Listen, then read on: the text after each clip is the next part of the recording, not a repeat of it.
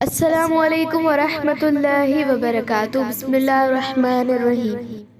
बैतुल मुक़द्दस जे क़िबले ख़त्म थियण ऐं कअबतुल्लाह जे क़िबले थियण ते मदीना शरीफ़ जे किन असहाबनि खे उहो फ़िक्र ऐं ॻणती थियण लॻी त उन्हनि 16 महीननि जूं निमाज़ूं रायगा न थी वञनि त अल्लाह ताला फरमायो, नेकी रुगो उहा ई त न आहे त अवां पंहिंजा चेहरा मशरिक़ ॾे कयो या मग़रिब ॾे कयो, पर असल नेकी उहा आहे त माण्हू अल्लाह क़यामत जे ॾींहुं मलाइकनि ऐं अल्लाह जे नाज़िल कयल किताबनि ऐं सहीफ़नि ऐं पैगंबरनि खे सचे दिल सां मञनि ऐं ईमान आणे, पंहिंजे माल सां मोहबत हूंदे बि पंहिंजे माल अज़ीज़नि, यतीमनि, छोरनि छिननि, मिस्कीननि, मुसाफ़िरनि ऐं जेके मदद घुरण लाइ हथ ढिघो कनि था, उन्हनि ते ग़ुलामनि खे आज़ाद कराइण में ख़र्च करे, नमाज़ क़ाइम करे, ज़कात ॾिए। नेक उहे आहिनि जेके जॾहिं वाइदो कंदा आहिनि त पंहिंजा वाइदा पाड़ींदा आहिनि ऐं तंगी ऐं मुसीबत या ख़ौफ़ ऐं हिरास वक़्तु बि साबित क़दम हूंदा आहिनि ऐं जंग या जहाद जे वक़्तु सब्र कंदा आहिनि। उहे ई सचा आहिनि ऐं उहे ई ख़ुदा तरस ऐं परहेज़गार आहिनि। ॾिसो, अल्लाह ताला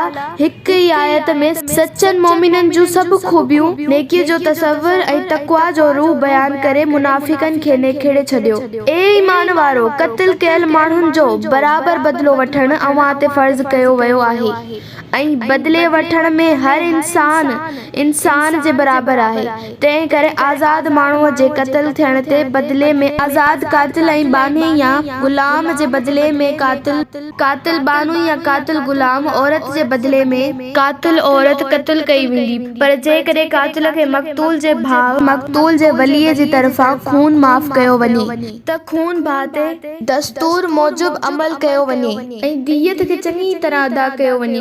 उहा अव्हां जे रब तरफ़ां आसानी ऐं बाझ आहे ऐं जेको बि उन फ़ैसिले खां पोइ ज़्यादती कंदो, यानी खूनी खे मारे या ज़ख़्मी करे, त उन लाइ दर्दनाक अज़ाब आहे। ऐं ये अक़लमंद इंसानो, क़िसास या बदिले वठण में अव्हां लाइ हक़ीक़ी ज़िंदगी आहे ऐं उहो हुकुम उन करे आहे त अव्हां क़त्ल ऐं खून रेज़ी खां बचंदा रहो। ऐं मुसलमानो, हीअ ॻाल्हि बि अव्हां ते फ़र्ज़ कई वई आहे त जॾहिं बि कंहिं ते मौत जो वक़्तु अचे ऐं पोयां माल छॾण वारो हुजे त माउ पीउ ऐं माइटनि लाइ दस्तूर मूजिब वसियत करे ऐं उहो परहेज़गारनि ते हक़ यानी लाज़िम कयो वियो आहे। यादि रहे त हीअ आयत हिजरत खां पोइ यकदम नाज़िल थी हुई। हक़ीक़त में विरासत जा क़ानून अल्लाह ताला सूरत निसा में लाथा आहिनि ऐं उन मुताबिक़ फ़ौती खे गैर वारिसनि लाइ सिर्फ़ माल जी टीं पतीअ जी वसियत जो इख्तियार आहे।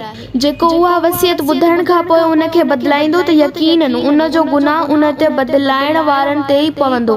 बेशक अल्लाह सभु कुझु ॿुधंदड़ ऐं सभु कुझु ॼाणींदड़ आहे। पर जेकॾहिं को वसियत करण वारे तरफ़ां वसियत में ज़्यादती या हक़ तलफ़ी ॾिसे या तरफ़दारी या गुनाह जो भउ हुजे त बर वक़्त मुदाख़लत करे ऐं वारिसनि जे विच में सुलह करे हर कंहिं खे हक़ ॾियारे त उन शख़्स ते वसियत बदिलाइण जो इल्ज़ाम न लॻंदो, न हुन ते गुनाह आहे। बेशक अल्लाह ताला इंसानी कमज़ोरियुनि खे बख़्शण वारो ऐं पंहिंजे हुकुमनि में बेहद महिरबान आहे।